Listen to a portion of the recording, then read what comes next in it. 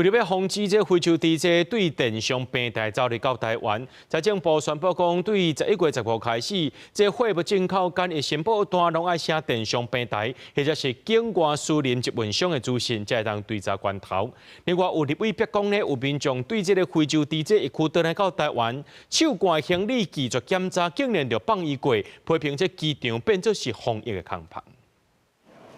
非洲猪只防疫进入关键阶段，为了强化边境查验，政府全面升级防治措施。财政部宣布，为11月15号开始，快递货物进口检疫申报单，拢爱申请电商平台，也是境外私人集会商资讯。若是查到旅客，也是邮包验出检疫物，相关会当罚100万罚款；快递货物相当会当关7年，并扣300万罚金。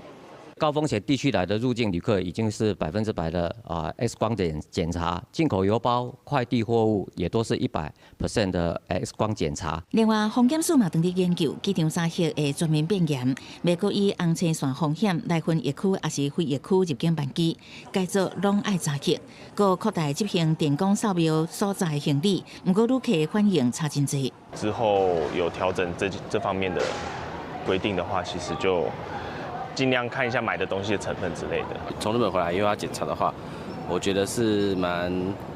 麻烦的，蛮扰民的啦。不过，真正有网友伫社群平台打文讲，家己为马来西亚返来台湾，拒绝手关行李做地质检查，因为无法源，海关嘛无挑拦。针对高风险国家旅客手检皮包，没有强制，旅客可以拒绝。 那这个就是最大的漏洞啊！那这个手检区的目的是，如果你经过这里检查有疑义或者是猪肉的产品，你马上弃置，那这个不会受罚。若是强化境外未落地电商管理，像讲拼多多、淘宝，数位部要要求主管平台落实动物传染病防治条例规定，无依照规定办理会当裁罚。针对违规的广告，会依照两化人民关系条例规定，邀请业者研究限制投放的措施。公司新闻采访报道。